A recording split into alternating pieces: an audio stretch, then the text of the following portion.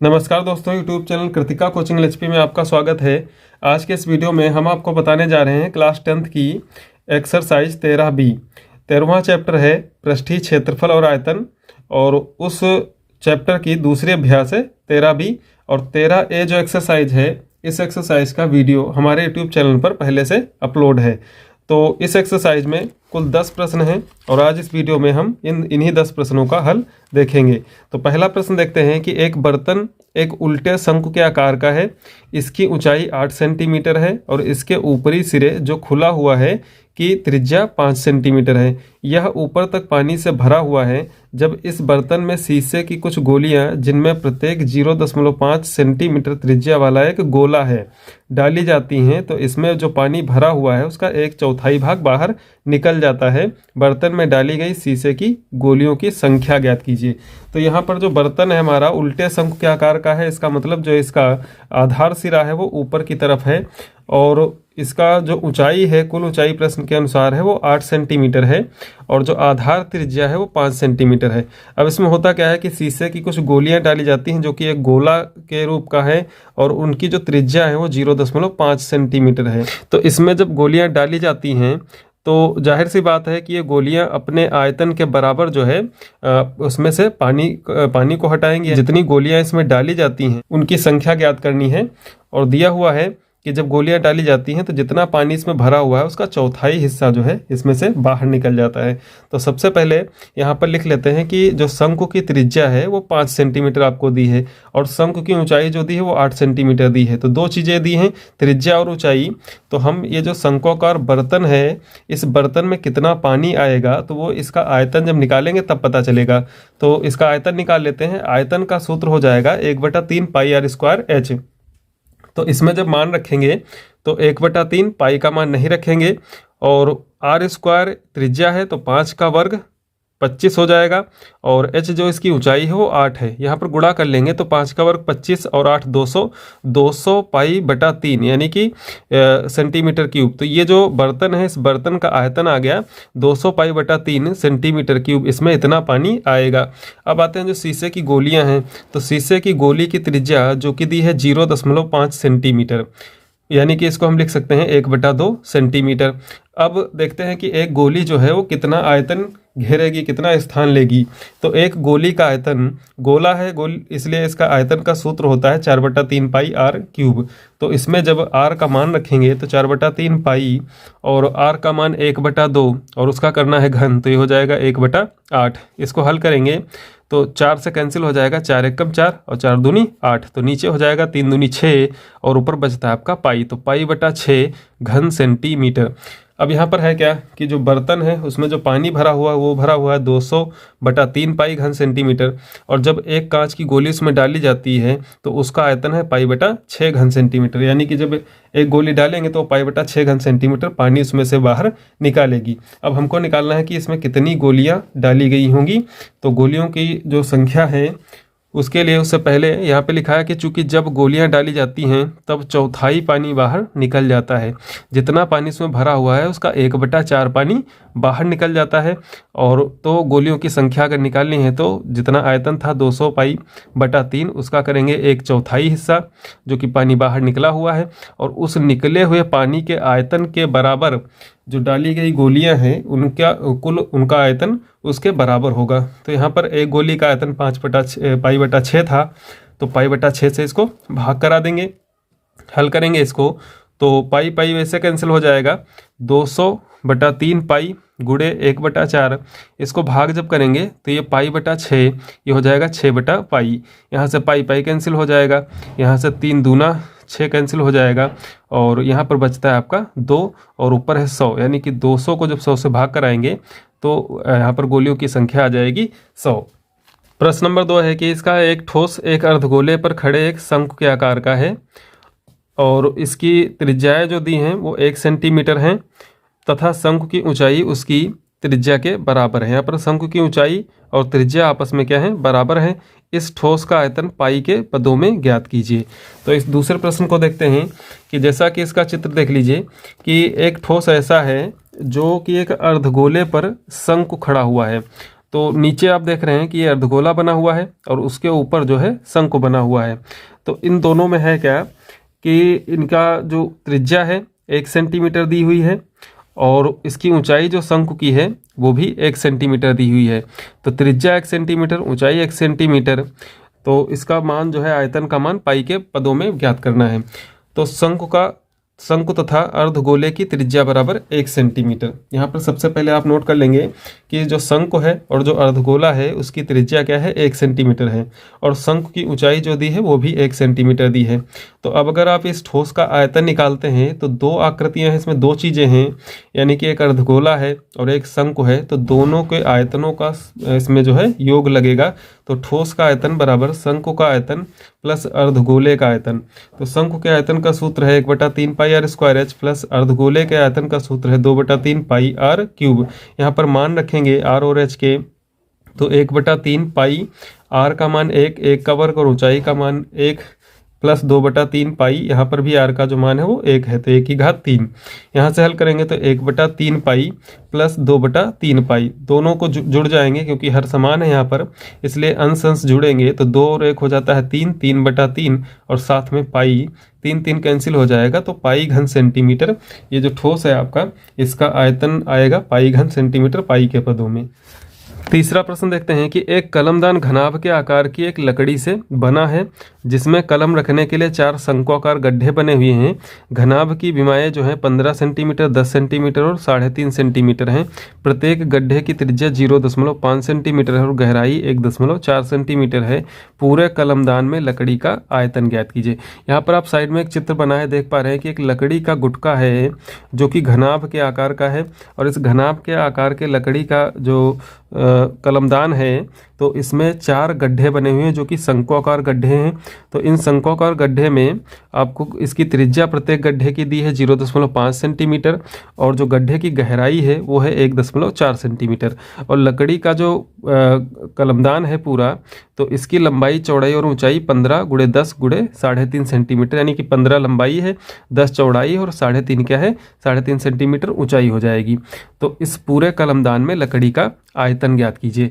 तो यहाँ पर सबसे पहले हम घनाभ जो दिया हुआ है तो घनाभाकार लकड़ी जो है इसका आयतन निकालेंगे, और उसके बाद एक जो शंक्वाकार गड्ढा है उसका आयतन निकालेंगे, और गड्ढे हैं 4 तो चारों गड्ढों का आयतन 4 से गुणा करके निकल आएगा।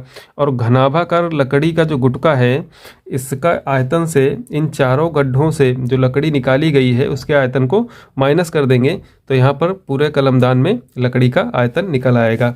तो इसका हल देखते हैं। घनाभ का आयतन निकालेंगे, लंबाई दी है 15, चौड़ाई है दी है 10 और ऊंचाई दी है 3.5 सेंटीमीटर, तो ये आ जाएगा 15 × 10 × 3.5 सेंटीमीटर क्यूब।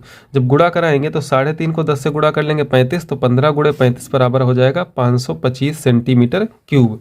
ये आ गया उस घनाभाकार जो लकड़ी है उसका जो है आयतन निकल के आया।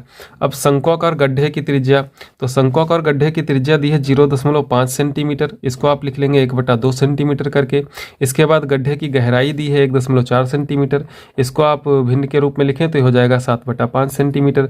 कैसे होगा, 1.4 को यहाँ पे दशमलव के नीचे 1 लिखेंगे और यहाँ पर 1 अंक है इसलिए इसके नीचे 0 लिखेंगे, दशमलव यहाँ से हटाएंगे, 2 से इसको भाग करेंगे 7 होगा, 2 से इसको भाग करेंगे 5 होगा, तो 7/5 आ जाएगा। अब यहाँ पर चारों जो शंक्वाकार गड्ढे हैं उन गड्ढों का आयतन निकालना है, तो 4 × 1 गड्ढे के आयतन का सूत्र लगा देंगे। तो शंकु के आयतन का सूत्र होता है 1/3 पाई आर स्क्वायर एच। अब चूंकि गड्ढे 4 हैं वो भी शंक्वाकार हैं तो यहाँ पर 4 × 1/3 पाई आर स्क्वायर एच होगा। तो 4 × 1/3 पाई का मान 22/7 रख लेंगे और आर का मान है 1/2, चूंकि स्क्वायर है इसलिए 2 बार 1/2 लिखेंगे, और ऊंचाई क्या है 7/5। यहाँ से हल करेंगे तो 7 7 कैंसिल हो जाएगा और यहाँ से 2 दूनी 4 होता है तो इस 4 को आप कैंसिल कर सकते हैं, और ऊपर बचता है 22 और नीचे जो हर में है 3 × 15, तो 22/15 सेंटीमीटर क्यूब। इसको अगर भाग कर देते हैं तो यह आ जाता है 1.47 सेंटीमीटर क्यूब। अब लकड़ी जो लगी है उस लकड़ी का आयतन निकालना है, तो पूरा जो घनाभ था उस घनाभ का आयतन आया था 525 घन सेंटीमीटर, और इसमें जो शंक्वाकार गड्ढे हैं उनका आयतन आया है 1.47 सेंटीमीटर क्यूब। तो माइनस करेंगे जब तो बचेगा आपका 523.53 सेंटीमीटर क्यूब। चौथा प्रश्न है, एक ठोस में ऊंचाई 120 सेंटीमीटर और त्रिज्या 60 सेंटीमीटर वाला एक शंकु सम्मिलित है, जो 60 सेंटीमीटर त्रिज्या वाले एक अर्धगोले पर आरोपित है। इस ठोस को पानी से भरे हुए एक लंबवृत्तीय बेलन में इस प्रकार सीधा डाल दिया जाता है कि यह बेलन की तली को स्पर्श करे। यदि बेलन की त्रिज्या 60 सेंटीमीटर और ऊंचाई 180 सेंटीमीटर है तो बेलन में शेष बचे पानी का आयतन ज्ञात कीजिए। यहाँ पर आपको सबसे पहले एक चीज़ समझ लेनी है, जो आपको बेलन की त्रिज्या और बेलन की ऊंचाई दी है, तो त्रिज्या और ऊंचाई से आप बेलन का निकालेंगे पहले आयतन, और बेलन का आयतन जितना होगा उतना ही उसमें पानी आएगा। और उसके बाद जो ये ठोस बना हुआ है जिसमें शंकु है और अर्धगोला है, तो इसका जितना आयतन होगा तो ये अपने आयतन के बराबर, जब बेलन में डाला जाएगा तो ये अपने आयतन के बराबर पानी उसमें से बाहर निकालेगा। तो सबसे पहले बेलन का आयतन और उसके बाद इस ठोस का आयतन। तो बेलन के आयतन से ठोस का आयतन जब माइनस करेंगे आप, तो यहाँ पर जो बेलन के अंदर शेष बचा पानी है उसका आयतन निकल के आएगा। तो इसका फिगर देख लेते हैं। चित्र में दिया है कि जैसे ये आप बेलन देख पा रहे हैं, एक बेलन की त्रिज्या दी है 60 सेंटीमीटर और बेलन की कुल ऊंचाई दी है 180 सेंटीमीटर। अब इसके अंदर एक ठोस डाला गया है जो कि अर्धगोले पर शंकु जो है अध्यारोपित है, इस प्रकार का एक ठोस है। तो ये जो ठोस है अर्धगोला, इसकी भी त्रिज्या कितनी है 60 सेंटीमीटर। जो शंकु इसके ऊपर है उसकी भी त्रिज्या है 60 सेंटीमीटर। शंकुआकार हिस्से की ऊंचाई है 120 सेंटीमीटर। और इसके बाद इसमें आपको बताना है कि जब ये गोला डाला जाएगा इसमें बेलन में ठोस, तो इसमें कितना पानी शेष रह जाएगा। तो इसको हल करने के लिए सबसे पहले जो आपको जानकारी दी है उसको लिख लेंगे। तो सबसे पहले अर्धगोले की त्रिज्या बराबर शंकु की त्रिज्या, दोनों त्रिज्याएं बराबर दी हैं और ये बराबर है किसकी, बेलन की त्रिज्या के बराबर। यानी कि तीनों जो शंकु, अर्धगोला और बेलन है इन सब की त्रिज्या बराबर हैं और कितनी है 60 सेंटीमीटर। दूसरी चीज़ है शंकु की ऊंचाई 120 सेंटीमीटर, बेलन की ऊंचाई 180 सेंटीमीटर। अब बेलन में भरे पानी का आयतन, बेलन के आयतन का सूत्र होता है पाई आर स्क्वायर एच। तो यहाँ पर पाई का मान नहीं रखेंगे, आर स्क्वायर मतलब 60 × 60, और एच जो है ये ऊंचाई आपको बेलन की रखनी, क्योंकि आयतन आप बेलन का निकाल रहे हैं, इसलिए 180 सेंटीमीटर रखेंगे। इसको इनकी गुणा कर लेंगे तो ये इतना आ जाएगा पाई × 60 × 60 × 180। यहाँ पर हमने अभी गुणा नहीं की है, इसको ऐसे ही सेंटीमीटर क्यूब करके लिख देंगे। इसके बाद दिया है जो इसके अंदर ठोस है उस ठोस का आयतन। तो उस ठोस में शंकु है प्लस अर्धगोला है, तो शंकु प्लस अर्धगोले का आयतन। शंकु का आयतन 1/3 पाई आर स्क्वायर है, अर्धगोले का आयतन 2/3 पाई आर क्यूब। मान रखेंगे तो 1/3 पाई का मान कहीं पर भी नहीं रखना है। फिर त्रिज्या है 60 × 60 और ऊंचाई है इसकी शंकु की 120 प्लस 2/3 पाई, आर का मान 60 × 60 × 60। यहाँ से 3 एकम 3 चक्कू 12, यानी कि इसको आप 3 से भाग कर सकते हैं जो कि 40 बचेगा। तो पाई × 60 × 60 और यहाँ से ये 40। उसके बाद 2/3 है तो यहाँ 3 से आप 60 को काट दीजिए तो यहाँ पर बचता है कितना 20। तो ये आपका हो जाएगा पाई × 2 × 60 × 60 × 20। अब यहाँ से कुछ कॉमन मिल रहा है तो 60 की गुणा हो जाएगी 3600 और साथ में कॉमन ले लेना है पाई। तो यहाँ से आपका 60 ये 3600 और पाई इतना कॉमन हो जाएगा तो ये बचेगा 40, और यहाँ से भी 60 की गुणा 3600 और उसके साथ में कॉमन ले लेना है पाई। तो यहाँ पर भी आपका बचेगा 20 की गुणा होगी तो 20 दूना 40, तो 40 + 40 यानी कि 80। तो 3600 × 80 पाई सेंटीमीटर क्यूब, ये जो उसमें ठोस डाला गया उस ठोस का आयतन है। अब यहाँ पे दिया है कि चूंकि ठोस जो है उस ठोस को जब बेलन में डाला जाता है तो अपने आयतन के बराबर पानी बाहर निकालेगा, इसलिए बेलन में शेष बचे पानी का आयतन बराबर बेलन का आयतन माइनस ठोस का आयतन।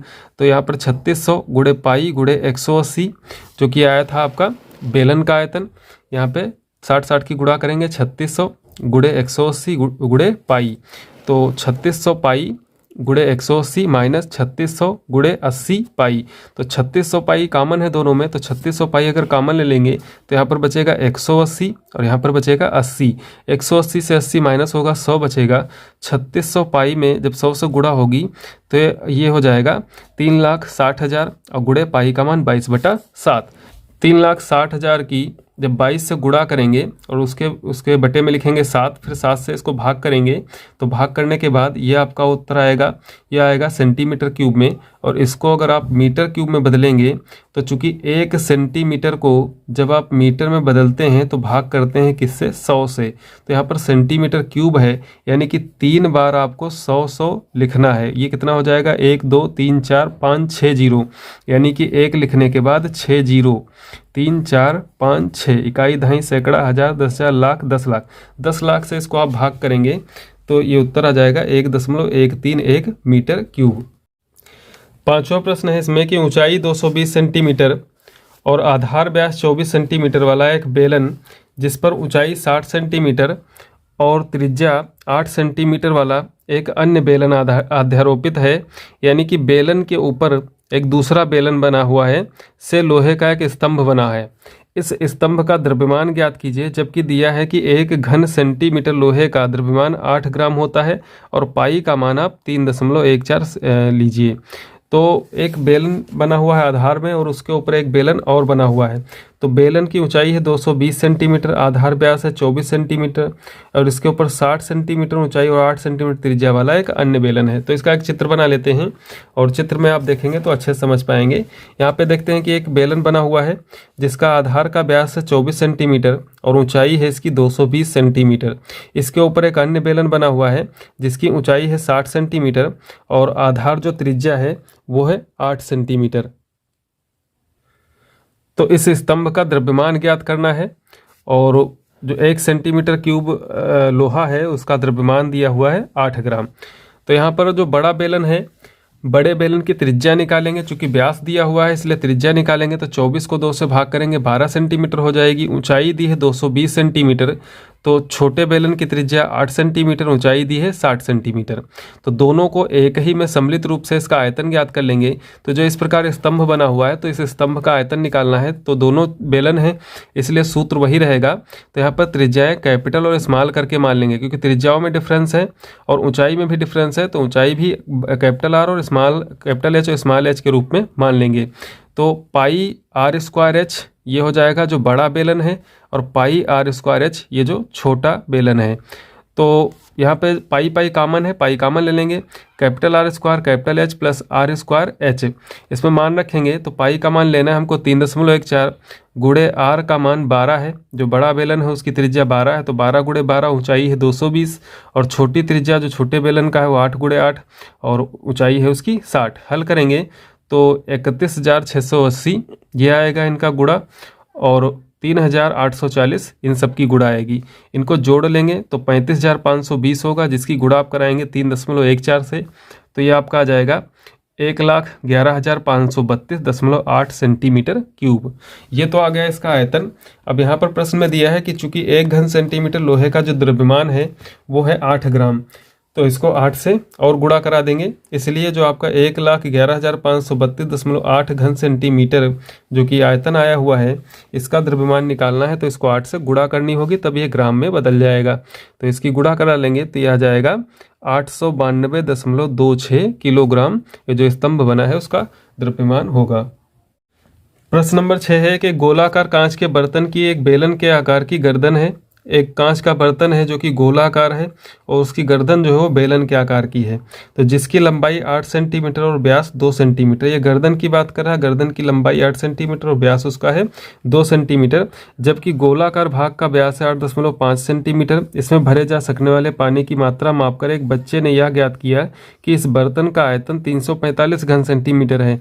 जाँच कीजिए कि उस बच्चे का उत्तर सही है या नहीं, यह मानते हुए कि उपरोक्त मापन आंतरिक मापन है और इसमें जो पाई का मान रखना है वो आपको 3.14 लेना है।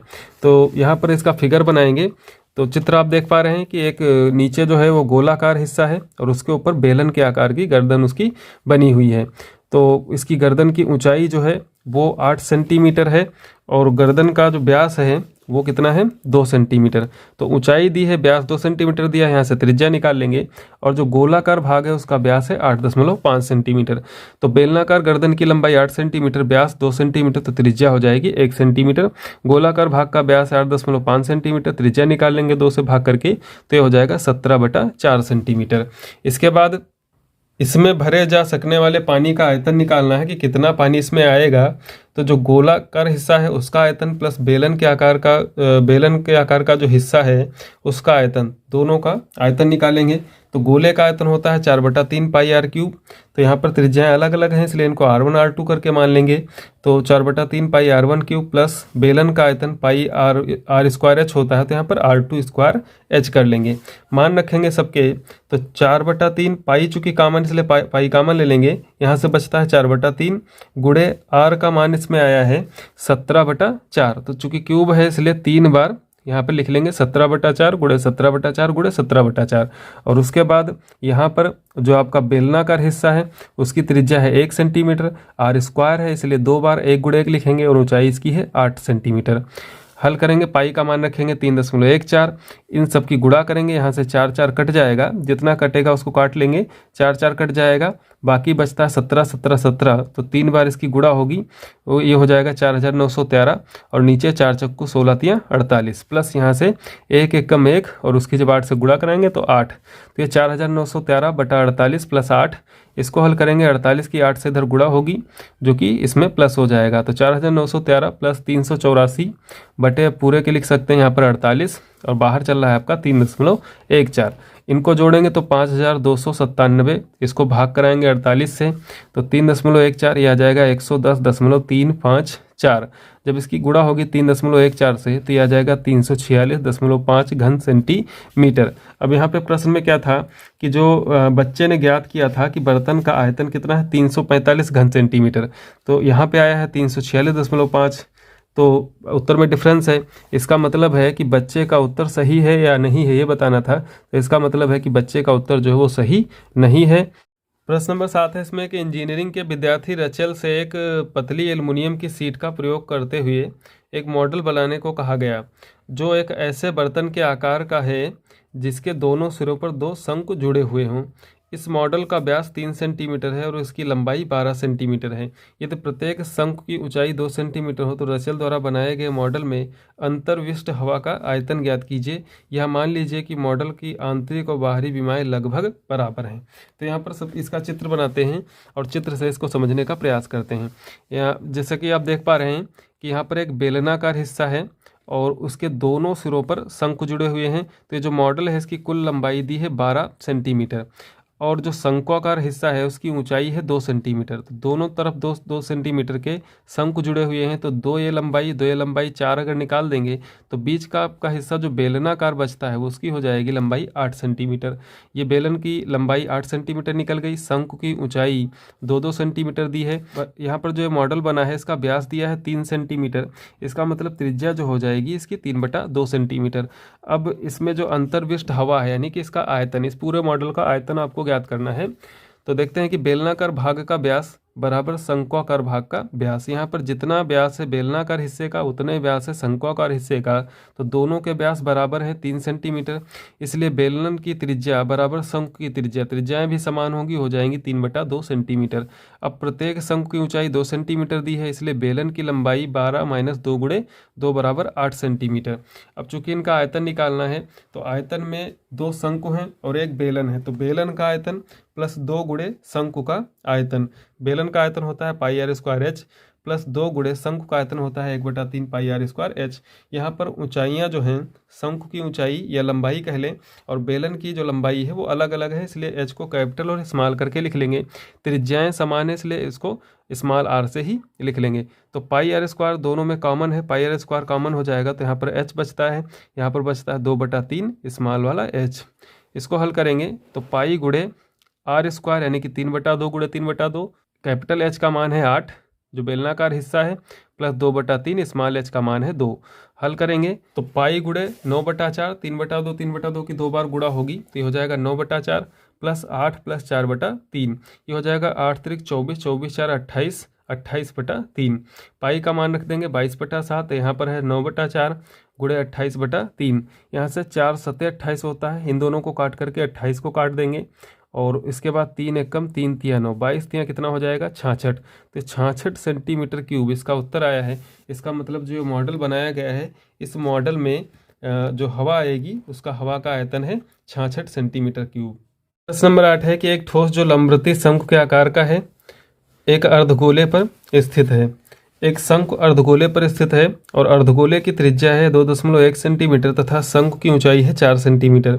इस ठोस को एक बेलनाकार पानी से भरे हुए ट्यूब में पूरा डूब सके। यदि बेलन की त्रिज्या 5 सेंटीमीटर तथा ऊंचाई 9.8 सेंटीमीटर हो तो ट्यूब में शेष पानी का आयतन ज्ञात कीजिए। यह जो प्रश्न आपका है प्रश्न नंबर 4 के जैसा है, जिसमें एक अर्धगोले के ऊपर एक शंकु बना हुआ था और उसको जो है इस पूरे ठोस को एक बेलन में डाला गया था, तो उसमें शेष बचे पानी का आयतन ज्ञात करना था। तो ये भी प्रश्न बिल्कुल वैसे ही है। तो इसका हल देखते हैं। यहाँ पे फिगर बना लेंगे इनके। एक अर्धगोला है जिनकी त्रिज्या है 2.1 सेंटीमीटर, उसके ऊपर शंकु है और शंकु की ऊंचाई दी है 4 सेंटीमीटर। और एक बेलन है जिसकी ऊंचाई है 9.8 सेंटीमीटर और उसकी त्रिज्या दी है 5 सेंटीमीटर। तो इसको हल करते हैं। बेलन की त्रिज्या 5 सेंटीमीटर, ऊंचाई 9.8 सेंटीमीटर, तो बेलन का आयतन निकाल लेंगे। और बेलन के आयतन का सूत्र पाई आर स्क्वायर एच होता है। आपको आर भी ज्ञात है, एच भी ज्ञात है, सबके मान रखेंगे और मान रख करके जब हल करेंगे तो हो जाएगा 770 सेंटीमीटर क्यूब। इसके बाद दिया है कि अर्धगोले की त्रिज्या बराबर शंकु की त्रिज्या। अर्धगोले और शंकु की त्रिज्या दोनों बराबर है, जो कि 2.1 सेंटीमीटर के बराबर है, और शंकु की ऊंचाई दी है 4 सेंटीमीटर। तो ये जो ठोस है इस ठोस का आयतन निकाल लेते हैं। तो इसका आयतन होगा 1/3 पाई आर स्क्वायर एच यानी कि शंकु का आयतन प्लस 2/3 पाई आर क्यूब यानी कि अर्धगोले का आयतन। मान रखेंगे तो 1/3 पाई आर स्क्वायर कॉमन मिल जाएगा, तो अंदर बचेगा यहाँ से एच के बाद बचेगा यहाँ पर 2r। 1/3 पाई का मान 22/7 गुणे आर का मान 21/10 यानी कि 2.1 था, उसको दशमलव हटा करके हर में 10 करके लिख लेंगे। तो 21/10 2 बार हो जाएगा। एच का मान है 4 जो शंकु की ऊंचाई है, प्लस 2r है तो 2 इंटू आर का मान 2.1। इसको यहाँ से हल करेंगे तो 3 सत्ते 21 होता है, तो 21 को सीधे काट सकते हैं। 22 और 21 की गुणा कराएंगे और नीचे 10 की गुणा तो 100 हो जाएगी।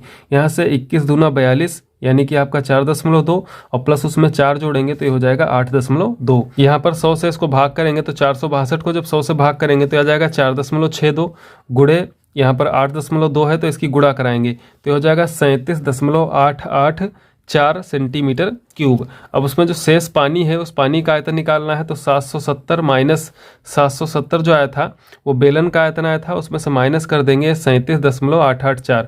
इसको जब घटाएंगे तो ये बचेगा आपका 732.116 सेंटीमीटर क्यूब।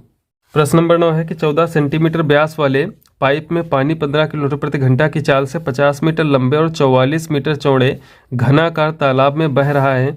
कितने समय में तालाब में पानी का स्तर 21 सेंटीमीटर उठ जाएगा। जो घनाभाकार आपका तालाब है उस तालाब की लंबाई दी है 50 मीटर, चौड़ाई दी है 44 मीटर, पानी का स्तर उठाना है 21 सेंटीमीटर। तो ये लंबाई, चौड़ाई और ये ऊंचाई।